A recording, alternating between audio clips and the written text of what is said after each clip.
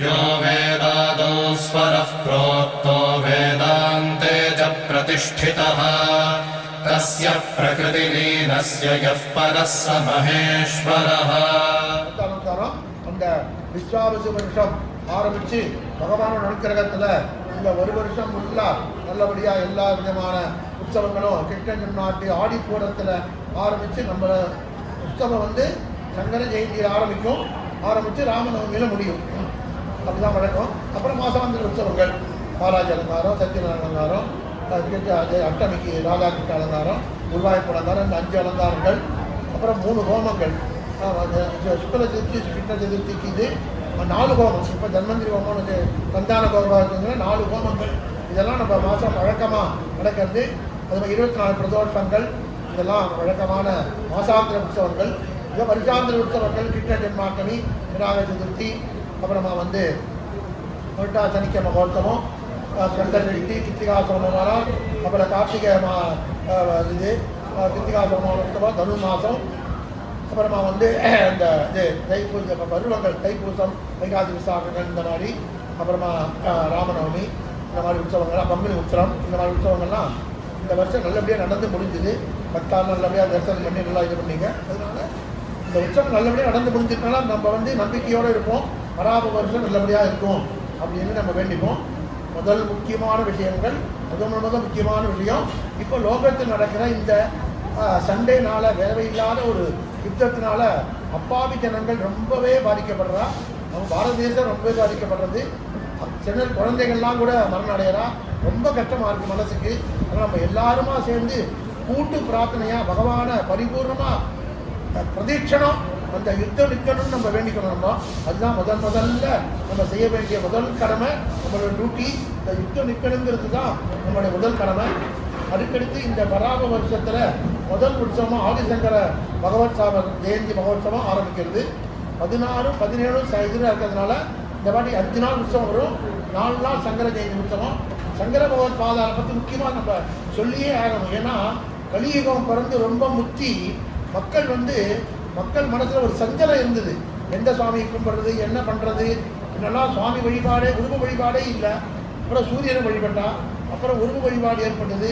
அப்புறம் யாரை வழிபடுறது, யார் பெரியவா, யார் சின்னவா அப்படிங்கிற ஒரு சஞ்சலமான ஒரு நிலை இருக்கும்போது பரமேஸ்வரன் வந்து அவரே ஆதிசங்கர பகவத் பாதவராக வந்து இங்கே வந்து மக்களோட இந்த அவாவா மனசுக்கு ஏற்ற மாதிரி ஒவ்வொருத்தர் மனசுல ஒவ்வொரு இது இருக்கும். அதனால அதை 6ஆக பிரிச்சுட்டு நம்ம தானாபத்தியம், முருகன வழிபாடு, அப்புறம் சக்தி வழிபாடு, சிவன் வழிபாடு, சூரியன், இந்த மாதிரி 6ஆக பிரித்து சண்மத ஸ்தாபகர்னு சொல்லுவாங்க. பரமேஸ்வரனே வந்தாருங்க.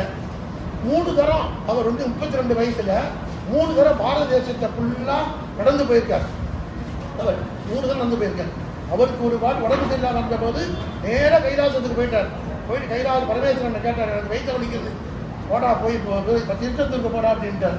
திருச்செந்தூரில் போய் அஷ்டகம் பாடினார். 3வது அஷ்டகம் பாடின போது சுப்பிரமணியம் எங்கிருந்து வந்து விபூதியை கொடுத்தார் அவருக்கு. அதுதான் அந்த சுப்பிரமணிய அஷ்டகம் அப்படிதான் ஏற்பட்டது.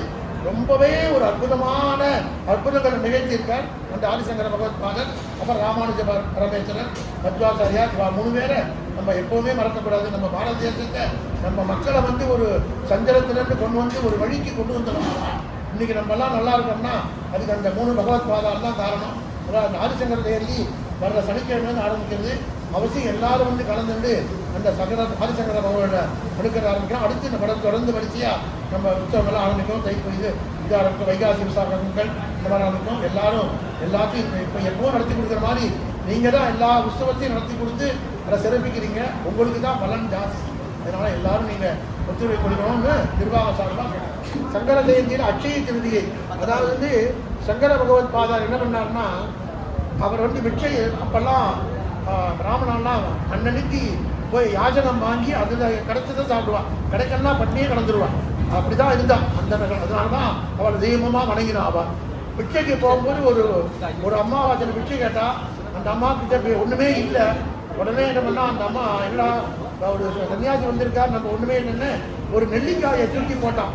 உடனே பகவத் பாதா குளிர்ந்து போயிட்டார். அப்படியே மகாலட்சுமி அஷ்டவந்தத்தை பாடினான்.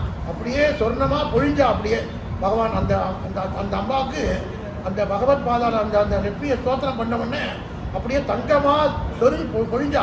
அதுதான் அட்சய திருதியன்னு பேர். அப்படியே அந்த அந்த அட்சய திருதியை அன்னைக்கு அதுக்காக நம்ம தங்கம் இது பண்ணுறா. அது ஏற்பட்டது இப்படி தான். பகவான் மகாலட்சுமி ஆதிசங்கர் பகவத் பாதா அந்த அம்மாவோட அந்த நல்ல மனசை நினச்சி அவளுக்கு நல்லது நடக்கணும் கஷ்டப்படுறாளே நினச்சி பகவான் மகாலட்சுமி பிரார்த்தனை பண்ணால் அப்படியே சொர்ணமாக பொழிஞ்சிட்டான். அதை தான் அட்சய திருதியாக நம்ம கொண்டாடுறோம். அது அந்த சங்கர பகவத் பாஜெயந்தியில் ஒரு நாள் வரும். அதனால் அட்சய திருதி அன்றைக்கி மகாலட்சுமியை வழிபாடு சுவாமியை வழிபாடுறது தான் ரொம்ப முக்கியம். அன்றைக்கி சுவாமியை நம்ம பிரார்த்தனை பண்ணணும். அதை தவிர தங்கம் வாங்குறா அதெல்லாம் அதுக்கெல்லாம் நான் வரல அது அவாவா இஷ்டம். அதனால் அட்சய திருதி அன்றைக்கி பகவான் இது பண்ணி நிறைய அன்றைக்கி தயிர் சாதம் விநியோகம் பண்ணி எல்லாருக்கும் பண்ணோம்னா ரொம்ப புண்ணியம். அன்றைக்கி வெயில் காலமாக இருக்கிறதுனால அன்றைக்கி தயிர் சாதம் நம்ம கோயில் விநியோகம் பண்ணுறோம். இந்த அட்சய திருதியை கொண்டாடி நல்லது நிறைய தர்மங்கள் பண்ணுறோம்.